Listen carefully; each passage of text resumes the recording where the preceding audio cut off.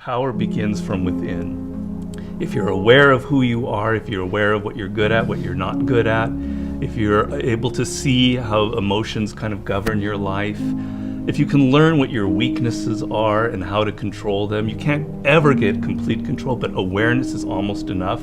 Slowly through this process of knowing who you are and understanding other people and how they operate so you don't make stupid mistakes in life, you can increase that little tiny margin more and more and more, and you will be a person of power. Law number 1 in the 48 Laws of Power is called never outshine the master. And almost every single person in the world has violated that law, myself included. Basically how it works, you're so eager to impress your boss or whomever in your new job that you try so hard that you make him or her feel insecure. Like maybe you're younger and better than they are. And because of that, you're fired, or something bad happens to you, and you never know why. Do you think meditation is allowing you to make more interesting connections because of the quiet? Yes, I mean, I'm not going to go too deeply into this. It's a theory of creativity that's not my own, but that I use a lot in Mastery. And basically the idea is that ideas are generated in the unconscious. They're not generated consciously. Your conscious mind is very limited what you can hold in your memory. Right. But unconsciously, in your subconscious, when you're asleep, when you're dreaming, the mind is filled with thousands upon thousands of ideas and things that are there, that are lingering there. And connections are being made all of the time. And occasionally those connections float up to your conscious mind, and you have a brilliant idea about how to do something. 1 out of 10 people are like great manipulators. And there just takes one person and they can ruin your life. We were born with this natural talent. Every single person is born with this talent for getting inside the minds of other people. It's something that you're not even aware of. How do they need to conceive of that? To what end are they using that skill to make their own dreams come true? First thing is, you're not aware of this power that you have. You're walking around in life, I'm not critical because I'm the same, sort of sleepwalking. You're inside hearing your own thoughts day in, day out, like a continually, circling loop in your head. And you're not aware of the fact that if you stop that and you look at other people, a world opens up to you. So what's the first component of that world? Nonverbal communication. 95% of what really matters in communication between people is not through words. Words are used to deceive you, to disguise what people are really thinking. What are just a step or two that they can take down that path starting today? The first thing to understand is the most important, and that it is a skill. If you want to play the piano, you can't just sit down and suddenly play. You've got to practice it. You've got to practice it every day. And if you practice an hour a day, you're going to get better at it. Why are children able to learn and an adult can't? The reason is children don't think that they're superior. They don't think that they already understand the world. They're this small.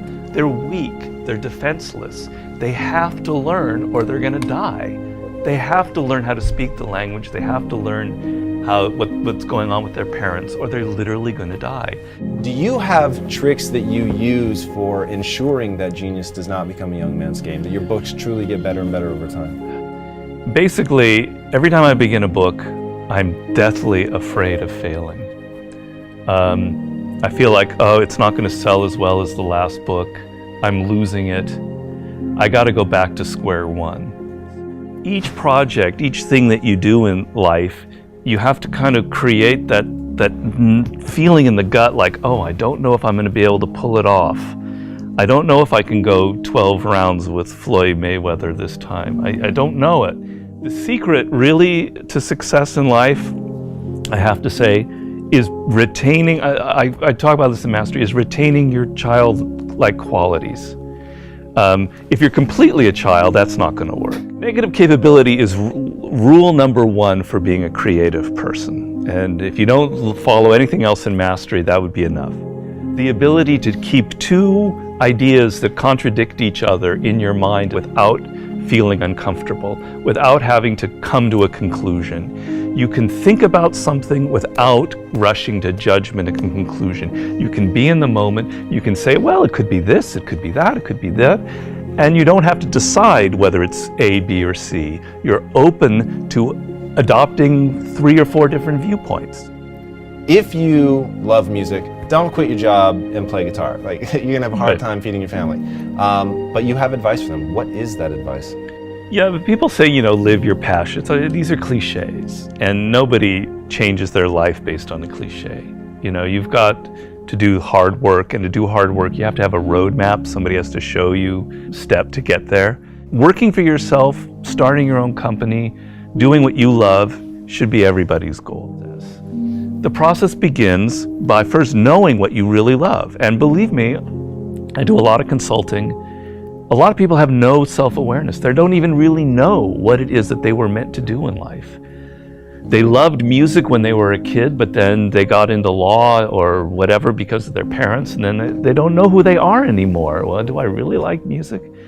You got to go through that process first of figuring out what it is that really connects to you in a deep, visceral way, what you loved when you were a kid, what still excites you. Once you go through that and you understand it and you've got some clarity about it, okay, how do I incorporate that in my life? So if you're 23 years old, it's a little easier. I love music, but I'm not a musician because I've not been practicing it. I just love music. But I have a real good sense of business. I've been studying business and I have an MBA, etc. Okay, I've got to now find a way to craft a career that combines my knowledge of business and my love of music. And if I follow that and I do it smart and I plan it out, eventually what starts out with more business than music will end up becoming more creative as I get better and better at it. How do you prepare somebody to survive that initial stage of boredom and pain? Well, pain is great. You've got to embrace pain. Pain is pleasure. You've got to make the connection between the physical and the mental. Well, you know that when you're exercising, when you're running or you're working out or whatever, it hurts, but it leads to something pleasurable. You have to be able to translate that to mental things. And if you make that switch in your mind, it is mind-blowing what can happen to you. Who are the most messed up people in the world? Spoiled kids. Kids who are given everything, who have a rich father or mother and they don't have to work or try. They are the most messed up people you'll ever meet. Each person, I make this point in Mastery, is born unique. And it's kind of one of those cliches. Yeah. But there's science to it. The science is your DNA will never be repeated. The way your brain is wired will never be repeated. Your experiences in life, you're one of a kind. And it's an amazing thought if you think about it. Of all of the billions of humans that have lived and will ever live, there will never be anybody who is wired like you are wired. And the problem in life is as you get older, you can become more and more like other people.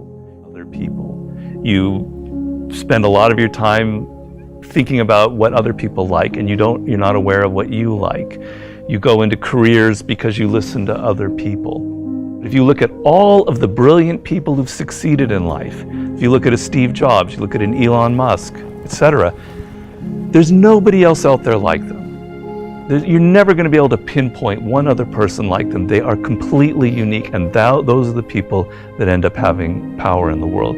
So if you're going to be able to create that website, that blog, that whatever it is, that startup that is different, that has its own niche and reflects you, something good will happen from it. Control people's perceptions of reality and you control them. It's a great military strategy. Comes from the great Colonel Boyd, who invented what's known as the OODA loops. And he came up with the OODA loop, which means orientation, observation, decision, action. You have to observe what is happening, orient yourself into the context of it, decide what you need to do, and act. We want to believe that there are shortcuts to success. We want to believe we can take a drug or we can do something that'll make it quick and easy. But the truth is, it takes grit. It takes persistence. So it's hard to understand what could happen to you in 10 years in a visceral gut way of what it means to have failed in life. And to me, failure in life is not having money. It's not realizing your potential. You're 60 years old and you said, I could have been this, and I never did it. That's like the worst thought I think anybody can have. And you don't think about it in the moment because your life is okay. But you've got to wake up and understand that there's an urgency here, and that if you're not practicing something now, if you're not aware, if you don't have a path towards something better, you're rotting on the vine, and that day of reckoning will come at some point, and it will be painful. You're not going to feel it suddenly, it'll be slow, but it'll come and it won't be good. Just being aware that you now have a plan is enough to lift you out of that depression. Okay, I'm working at Burger King, but I know I'm going to get to this community college and get a degree here after I save enough money. Having a goal is will change you completely from being depressed or not taking care of yourself to being energized and moving in the right direction.